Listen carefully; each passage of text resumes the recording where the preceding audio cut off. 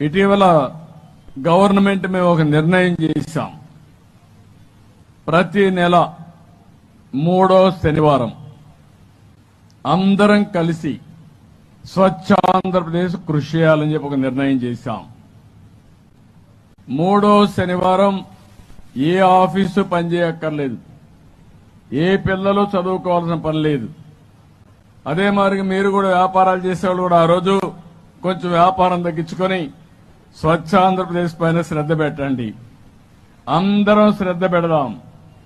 ఒకే ధ్యేయం, ఒకే ఆలోచన, ఆంధ్రప్రదేశ్ని స్వచ్ఛ ఆంధ్రప్రదేశ్ గా తయారు చేసి భవిష్యత్తులో అది ఒక లెగసీగా తయారు చేసే వరకు దీనికి మనం ప్రాధాన్యత ఇవ్వాల్సిన అవసరం ఉంది. ఎందుకంటున్నానంటే ఈరోజు మీరందరూ గుర్తుపెట్టుకోవాల్సింది, ఇది మనందరిలో అనునిత్యం చర్చ జరిగితే తప్ప ఇది సాధ్యం కాదు. మామూలుగా అలవాట్లు ఊరికే పోవు. అందుకే మన పెద్దలు చెప్తారు, కొన్ని జనరేషన్స్ కష్టపడితే తప్ప మన అలవాట్లు కూడా మార్చుకునే పరిస్థితి ఉండదు.